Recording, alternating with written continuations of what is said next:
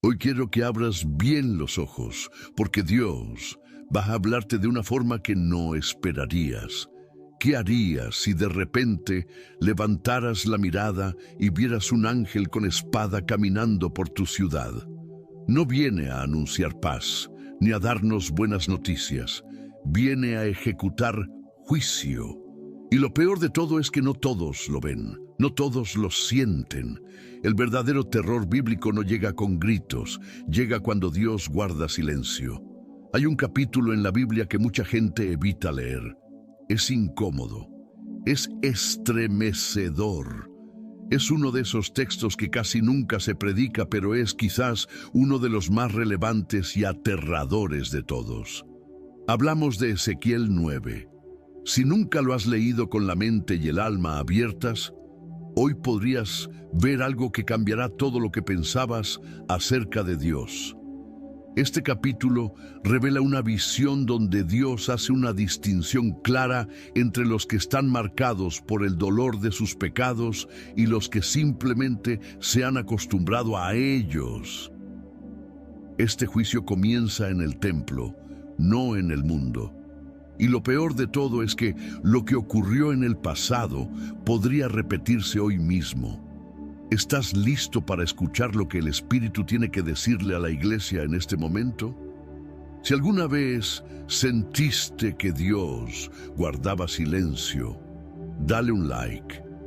Si quieres profundizar en las profecías olvidadas que aún resuenan en nuestro tiempo, suscríbete y activa la campanita para seguir recibiendo este tipo de contenido.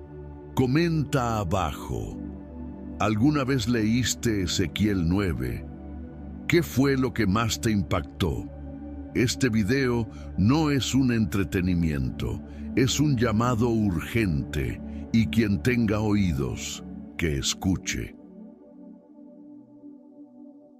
¿Alguna vez has sentido ese silencio profundo, ese vacío en el alma, como si el cielo hubiera cerrado sus puertas por un instante? Así comenzó la visión más aterradora que recibió el profeta Ezequiel. No fue con truenos ni con fuego, sino con un silencio divino que calaba hasta los huesos. Ezequiel se encontraba en Babilonia, lejos de su tierra, rodeado de exiliados que ya habían olvidado a su Dios. Pero fue en ese mismo exilio, en esa tierra lejana, donde Dios rompió su silencio con una visión que estremecería hasta el corazón más endurecido. Era el 5º año del cautiverio, y Ezequiel, sacerdote sin templo, observaba las ruinas espirituales de su pueblo. En medio de esa quietud opresiva, los ancianos de Israel acudieron a él buscando guía, pero lo que recibieron no fue lo que esperaban. De repente, una mano celestial lo arrebató y lo trasladó en espíritu a Jerusalén, pero no a una ciudad gloriosa, sino a una ciudad pervertida, con la gente ofreciendo incienso a ídolos en el mismo corazón del templo. Puedes imaginar el contraste. Un lugar destinado a reflejar la gloria de Dios, transformado en una caverna de sombras. Pero la visión no comenzó con un juicio inmediato. En lugar de eso, comenzó con una pausa espesa, cargada de una atmósfera que presagiaba algo terrible. Allí, en el umbral del templo, la presencia de Dios estaba esperando. No hablaba, no intervenía, solo observaba. ¿Te das cuenta? El verdadero terror no es cuando Dios actúa, sino cuando guardas silencio. Porque ese silencio divino muchas veces no es indiferencia, sino juicio acumulándose. Es la antesala del día terrible que nadie espera. Mientras la ciudad vivía en aparente normalidad, ignorando el pecado, el cielo entero se preparaba para actuar. Ezequiel veía lo que nadie más podía ver. Y ahora te pregunto, ¿estamos nosotros atentos a los susurros del Espíritu Santo o preferimos el ruido del mundo? En ese momento, el profeta entendió algo crucial. Lo que parecía normalidad, en realidad, era una decadencia espiritual alargada. Qué peligroso es cuando el pueblo de Dios se acostumbra al pecado y cree que nada ocurrirá. Y entonces la escena cambia.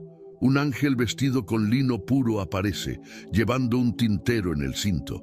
Pero antes de cualquier marca o sentencia, la quietud permanece. Esa pausa es un llamado divino, un llamado a despertar, a gemir, a volver. ¿Cuántas veces Dios guarda silencio no para castigarnos, sino para ver quién realmente lo busca en medio del ruido del mundo? A veces, el juicio no llega porque el mal crece, sino porque los justos han dejado de clamar. Y aquí surge una pregunta profunda.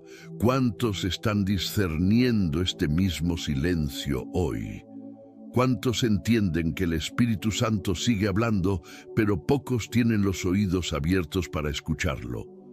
Amigo, si alguna vez sentiste que Dios guardaba silencio, que orabas y el cielo no respondía, tal vez no era ausencia, sino espera.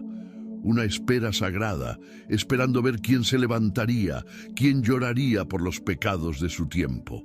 En medio de esa atmósfera cargada de juicio y silencio sagrado, una figura aparece entre las sombras del templo.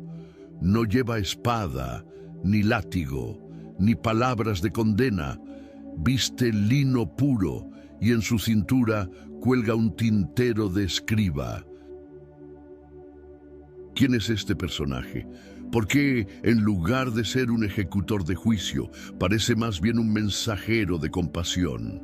Su misión no es herir, sino marcar. No viene a destruir, sino a señalar a aquellos cuyos corazones aún tiemblan ante el pecado.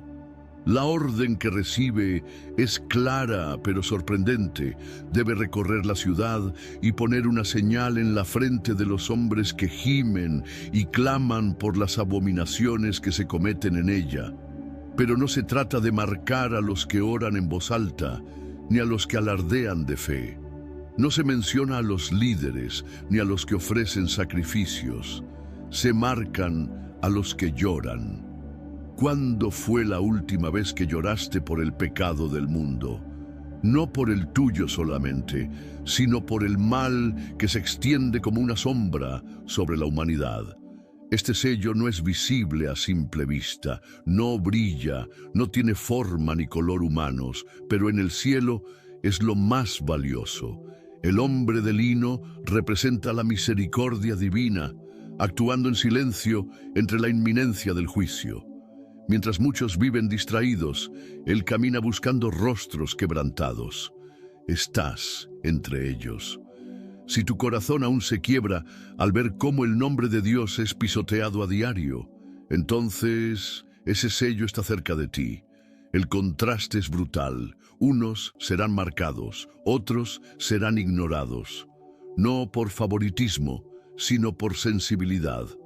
Algunos se han acostumbrado tanto al pecado que ya no les duele. Viven como si todo estuviera bien, como si el Espíritu Santo estuviera siendo apagado poco a poco. Pero hay otros que no pueden dormir sabiendo que la verdad está siendo burlada, que la fe es traicionada a cada paso. Piensa en esto, no hay mayor prueba de salvación que un corazón que aún sabe llorar, porque quien gime por el pecado es porque ama la santidad. Mientras el hombre de lino avanza en silencio, marcando a los que lloran por el pecado, un nuevo sonido comienza a romper la quietud de la visión. Es el eco de pasos firmes, pesados, como si el juicio mismo tuviera pies y ahora caminara con un destino claro. 6 hombres aparecen por la puerta del norte, cada uno con un arma de destrucción en la mano. No vienen a hablar, no vienen a advertir, vienen a ejecutar lo que ya ha sido decidido en los cielos.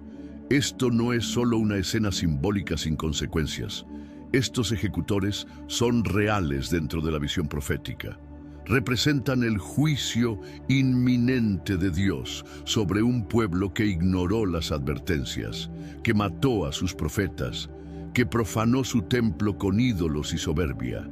No hay tregua ni negociación. Ya no hay intercesión posible.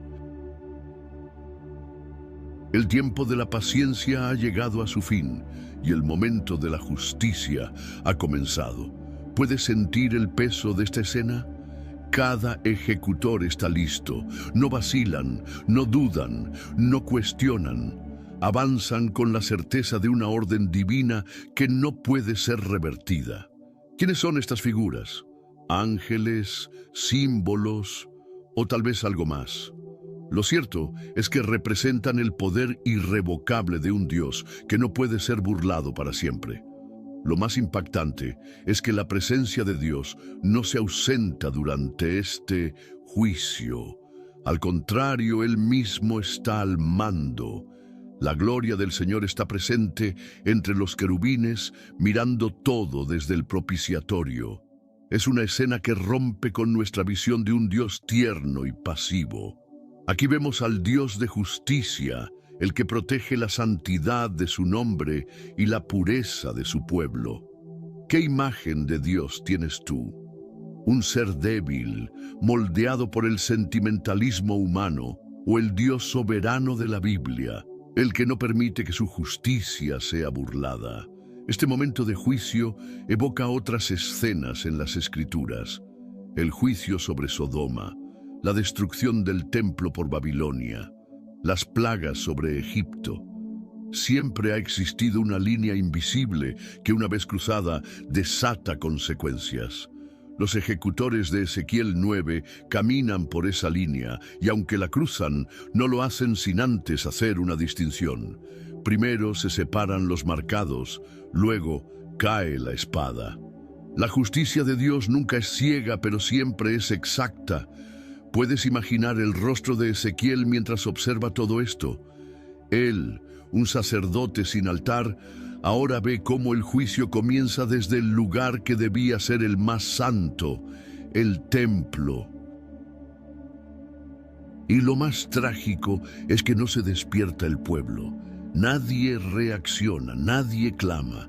El pecado ha endurecido tanto sus corazones que ni el juicio les provoca temor. Aquí, el suspenso no solo es narrativo, es espiritual. Algo terrible está a punto de ocurrir, pero no es una tragedia humana ni un drama de teatro.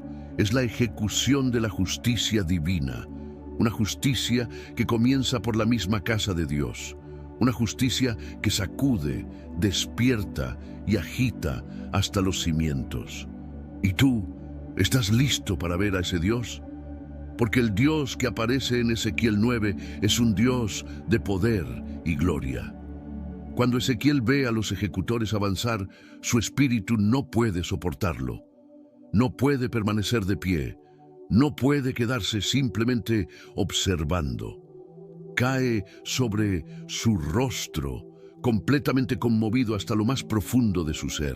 La visión es insoportable. Los justos están siendo señalados, pero los demás están a punto de ser entregados al juicio. Y el profeta, como intercesor fiel, no guarda silencio. Su corazón grita desde el polvo: Señor Jehová, destruirás a todo el remanente de Israel derramando tu ira sobre Jerusalén. La reacción de Ezequiel no es fría ni calculada. No es un testigo pasivo. Él ama a su pueblo, aunque haya caído. Él siente el dolor de Dios, pero también el dolor de los hombres. Es la tensión de quien separa entre el cielo y la tierra, quien entiende la santidad divina, pero también anhela misericordia. ¿Alguna vez te has sentido así, mirando una generación que se autodestruye y deseando que Dios tenga compasión una vez más? Este clamor de Ezequiel revela algo profundo, la pasión de un corazón quebrantado, un corazón que no se conforma con el juicio, sino que clama por la misericordia de Dios. Los verdaderos profetas no celebran el juicio, no se regocijan cuando el juicio de Dios cae. En su lugar, lo lamentan profundamente, lo sienten como una puñalada en el alma. Aunque saben que el juicio es justo y necesario, su corazón se quiebra al ver a una nación sucumbir. al ver que las consecuencias de los actos humanos son inevitables. ¿Cuántos hoy se autodenominan profetas, pero en lugar de anhelar la redención, buscan venganza? Buscan que el mal se castigue, que aquellos que hacen daño sufran por sus pecados, sin entender que aunque el juicio es necesario, la verdadera naturaleza de un profeta es llorar por el pueblo, interceder por él. Ezequiel no grita contra el pueblo con ira, él llora por él. Ese es el verdadero espíritu del siervo de Dios, el llanto, el dolor, la intercesión. Dios no responde de inmediato. El silencio persiste un poco más, y este silencio ya no es de juicio, sino de dolor compartido. Dios, en su soberanía, no se complace en la muerte del impío. Él no quiere que ninguno perezca, sino que todos procedan al arrepentimiento. Sin embargo, cuando el tiempo se agota, el corazón de Dios también se quiebra. La paciencia de Dios no es infinita. Y ese momento en el que el juicio llega, aunque sea justo, es un momento en el que Dios mismo sufre. ¿Sabías que el amor de Dios también sufre profundamente cuando el hombre elige el camino de la rebelión? Dios no desea castigar a la humanidad, pero su santidad exige justicia, y esa justicia, aunque necesaria, parte el corazón de Dios. Esta escena recuerda a otros momentos de intercesión que vemos en la Biblia. Abraham rogando por Sodoma, Moisés intercediendo por Israel cuando el pueblo adoraba al becerro de oro, Jeremías llorando por Jerusalén, Jesús llorando por la ciudad que lo rechazaba.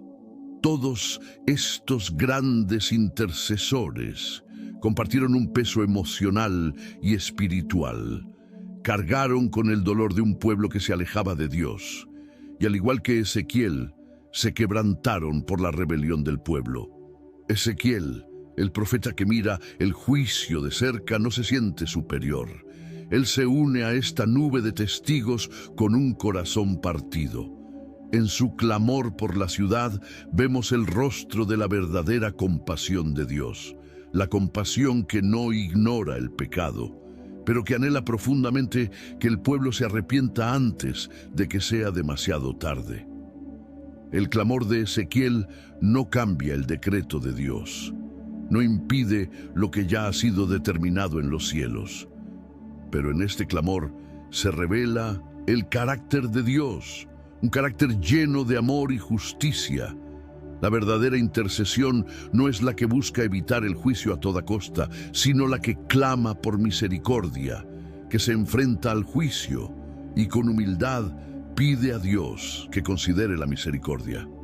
No todos, en tiempos de juicio, sabrán clamar por misericordia. No todos tendrán el valor o la compasión para postrarse en nombre de aquellos que ya no oran, de aquellos que ya no se arrepienten. Pero el que lo hace refleja a Jesús, nuestro gran intercesor, aquel que lloró, que sudó sangre en el jardín de Getsemaní y clamó por nosotros a pesar de que no lo merecíamos. ¿No es eso el amor de Dios en su máxima expresión? Si tú, hoy, te conmueves cuando ves el mundo sumido en el pecado, si te duele cómo se rechaza la verdad de la Biblia, si sientes un dolor profundo en tu corazón al ver que la fe es reemplazada por la vanidad y la corrupción, entonces no estás lejos del corazón de Ezequiel. El clamor del profeta no solo viene de la mente, sino del corazón quebrantado, del corazón que sabe que el juicio es necesario, pero también clama que Dios tenga misericordia. Porque el clamor del profeta es el eco del Espíritu Santo en un mundo que ha dejado de escuchar. Cuando el profeta clama, su clamor es la voz del Espíritu que aún resuena en una humanidad que está perdiendo la sensibilidad espiritual. La visión de Ezequiel no se detiene aquí. Lo que sucede a continuación es uno de los momentos más dolorosos y simbólicos de todo el relato profético. La gloria de Dios. La gloria de Dios que no se ve como una fuerza que salva al pueblo en este momento, sino como una presencia que permanece mientras el juicio se desata.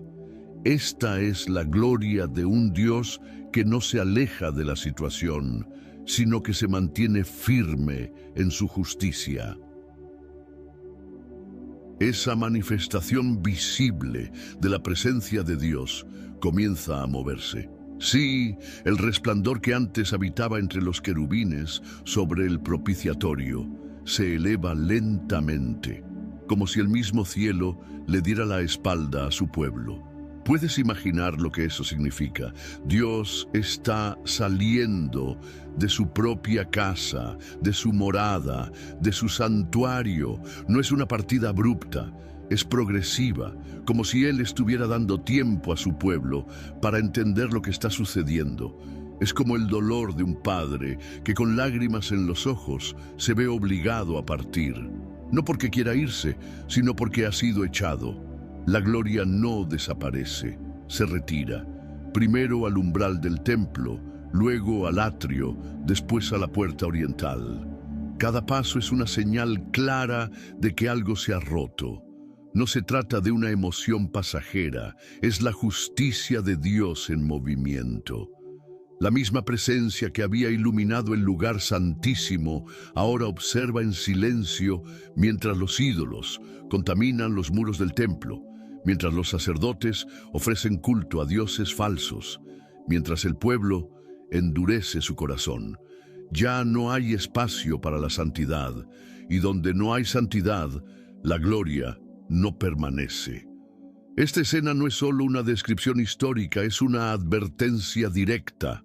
Dios no habita donde el pecado reina sin arrepentimiento.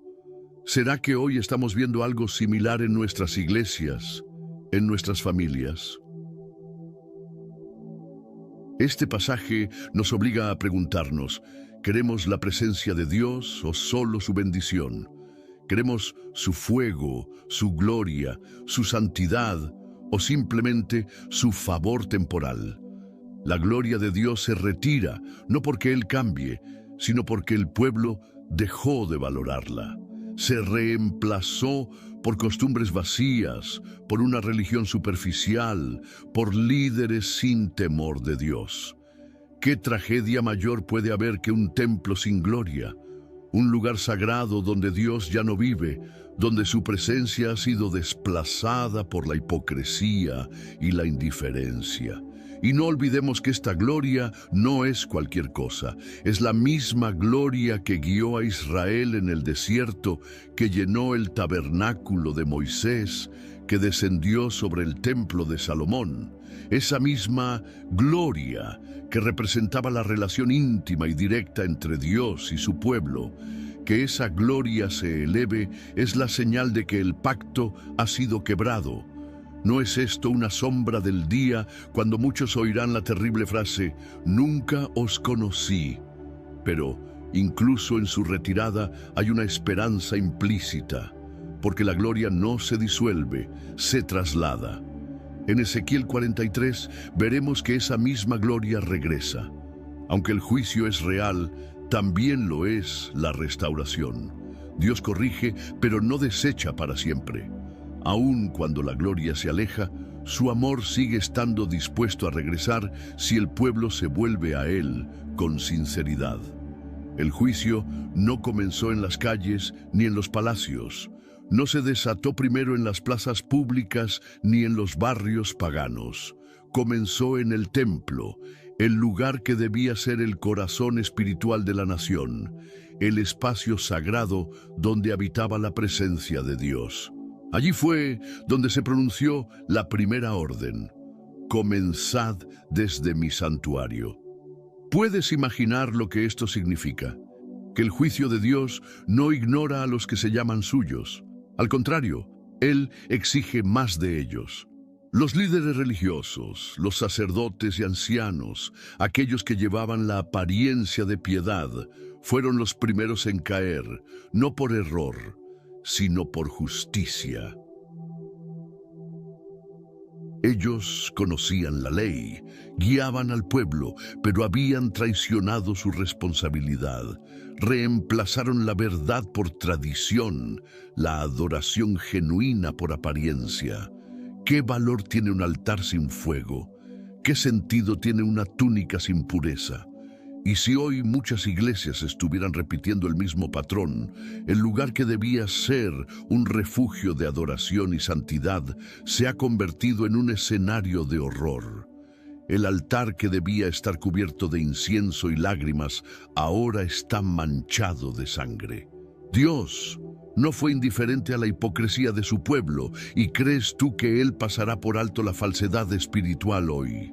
¿Crees que el Espíritu Santo se acomoda a una religión vacía, a un culto superficial?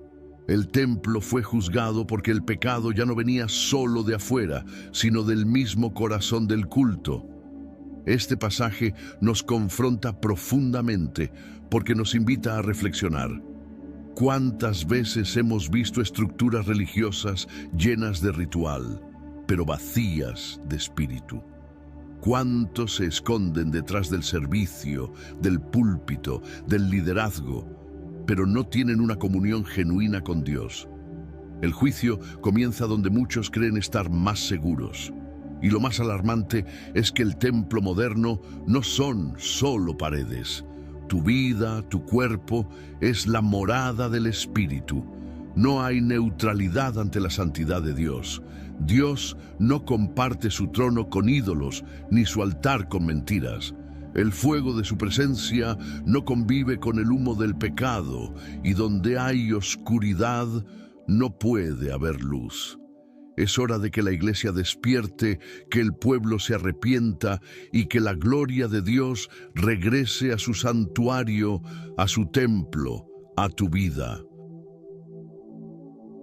Por eso, cuando la santidad es sustituida por rutina, la ira de Dios no se queda callada. Y si hoy Él estuviera evaluando tu interior, ¿cómo evaluó el templo? ¿Estás preparado o solo estás disfrazando la apariencia de santidad? Esta pregunta no es meramente teológica, es personal. Este juicio en el templo revela una verdad eterna. Cuanto mayor es la luz que se recibe, mayor es la responsabilidad. No se trata de cuánta Biblia conoces, de cuántas veces has recitado versículos o has participado en eventos religiosos.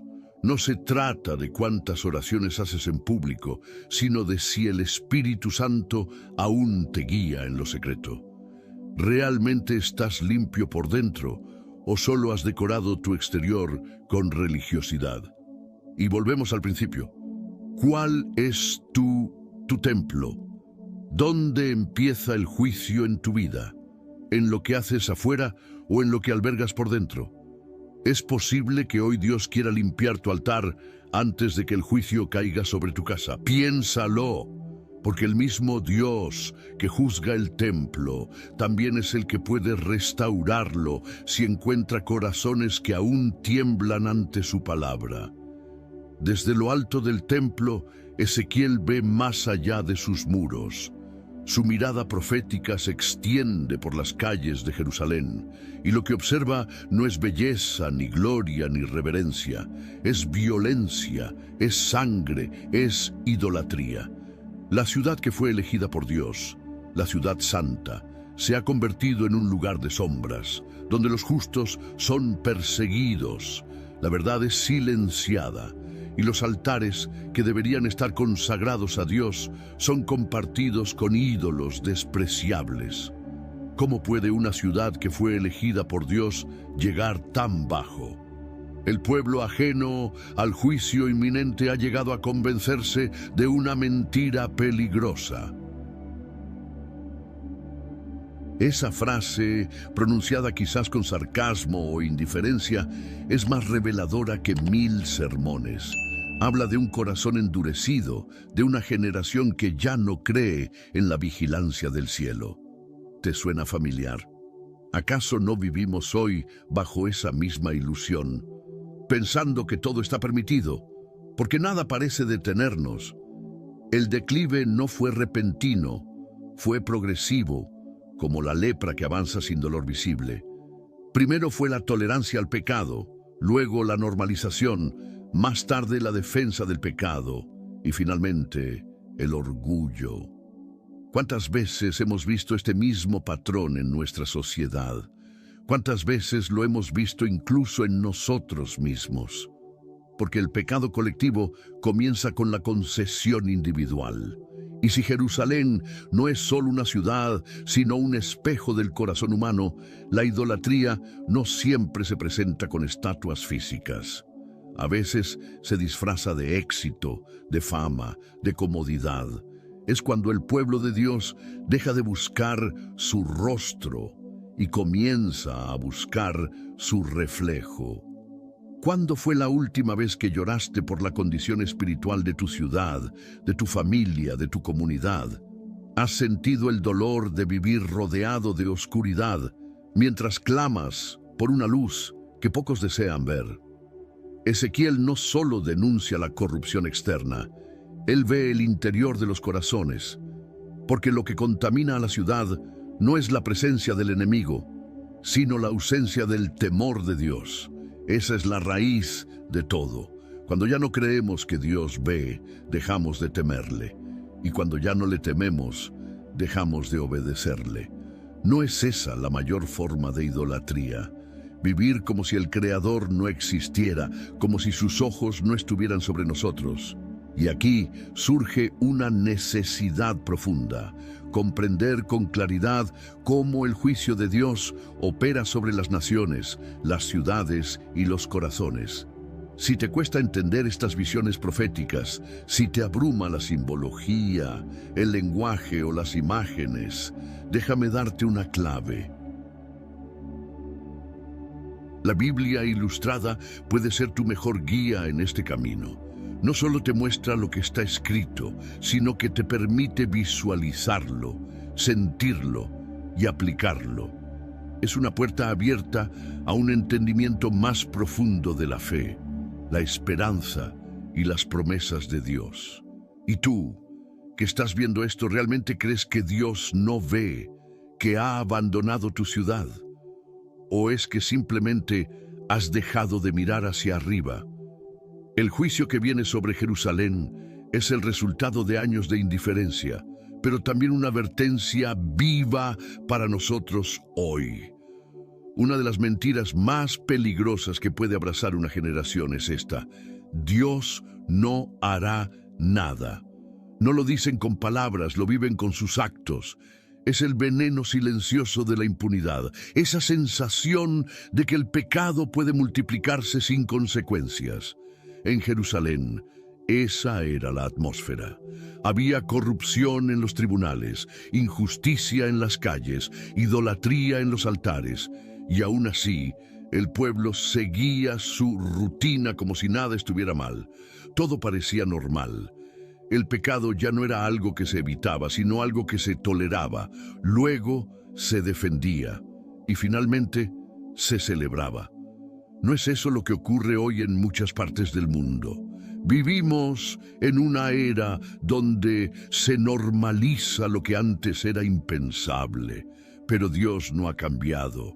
Él sigue viendo, y si seguimos ignorando el llamado al arrepentimiento, el juicio será inevitable, tanto para las naciones como para los corazones que se han endurecido. Este fragmento es increíblemente poderoso y está lleno de profundidad.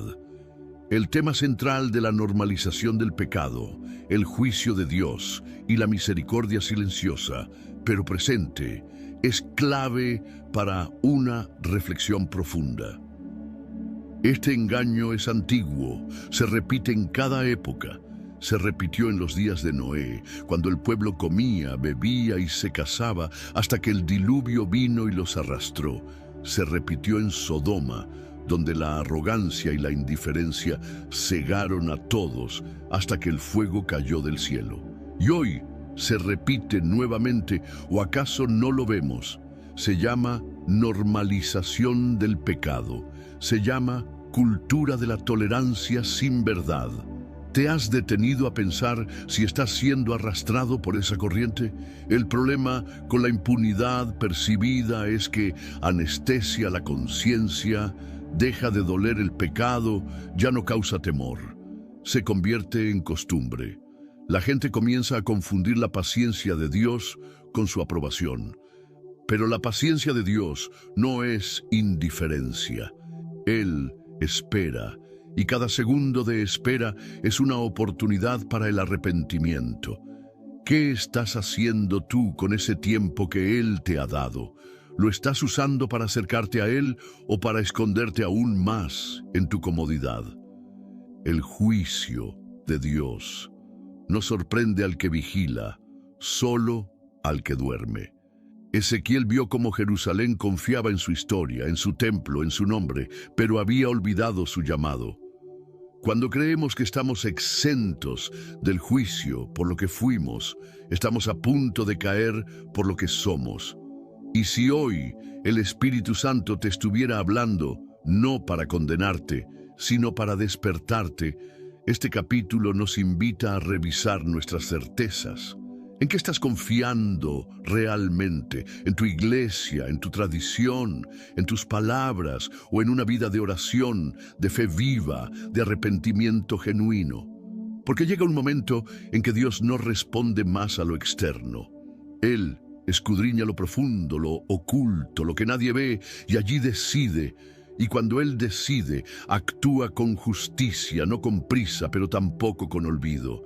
La impunidad es un espejismo. Solo parece real hasta que el juicio la atraviesa como un rayo. Cuando Dios actúa, no necesita explicación.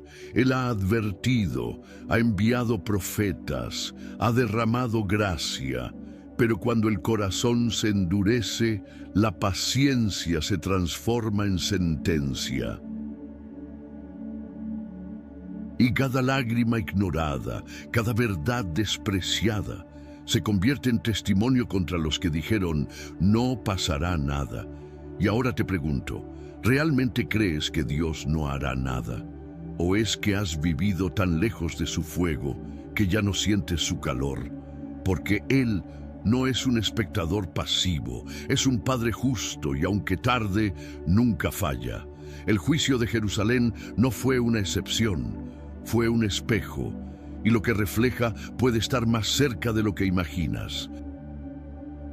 Cada clamor escondido, cada oración hecha en lo secreto, es vista y marcada por Dios.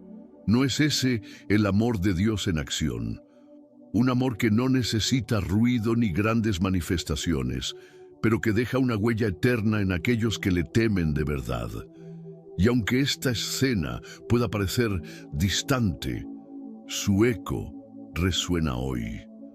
Porque también hoy hay marcados, personas anónimas que viven con integridad, que lloran en lo íntimo, que se niegan a conformarse al sistema, que no tienen medallas, ni plataformas, ni fama, pero que poseen un sello invisible que el cielo reconoce. Y ese sello es lo que los diferencia en el día del juicio. ¿Eres tú uno de ellos? El juicio de Dios, a diferencia del juicio humano, no se basa en apariencias, ni en títulos, ni en jerarquías. Los ejecutores de la visión no hacen preguntas, no piden credenciales, no revisan rangos ni edades. Actúan conforme a la instrucción divina. Eliminan a todos los que no lleven la marca, sin compasión, sin favoritismo. Puedes imaginarlo, ancianos, jóvenes, vírgenes, niños, todos caen por igual. ¿Y si el juicio hoy viniera con el mismo nivel de imparcialidad? No se trata de un castigo cruel, sino de una justicia que ve más allá de las apariencias. Dios no se impresiona por lo exterior, no se engaña por la religiosidad ni por los gestos aprendidos. Él examina el corazón. ¿Y tú? ¿Qué estás mostrando al mundo y qué estás ocultando ante Dios? ¿De verdad crees que lo externo basta? ¿Crees que una apariencia de fe puede sustituir una vida de obediencia? Esta parte del capítulo nos confronta con una verdad crucial. No basta con estar cerca del templo, ni siquiera basta con formar parte del pueblo. ¿Estás sellado o solo estás asistiendo? ¿Estás caminando en santidad o simplemente en costumbre? ¿Te reconocería Dios por dentro o solo te identificaría por fuera? El juicio no distingue rostros, sino espíritus. La frase que resuena en la visión es tajante: no tengan compasión. No hay margen para la lástima cuando se trata del juicio divino, no porque Dios sea insensible, sino porque ya esperó demasiado. Ofreció misericordia una y otra vez y fue despreciada. Y si tú fueras uno de los que aún no ha sido marcado, ¿cuántas advertencias más necesitas antes de rendirte por completo? Hay algo muy importante que debemos entender. Estar en medio del pueblo de Dios no garantiza protección. Asistir a una congregación, tener un título, servir en un ministerio, nada de eso es garantía si el corazón está lejos de Él. La ira de Dios no es caprichosa, es santa, es limpia, es justa, no nace del rencor, sino del amor que ya no puede seguir viendo cómo se pisa la verdad. Es la defensa de la gloria divina, es el rugido del Cordero que también es león. ¿Acaso creímos que el Dios del Apocalipsis es distinto al de Ezequiel?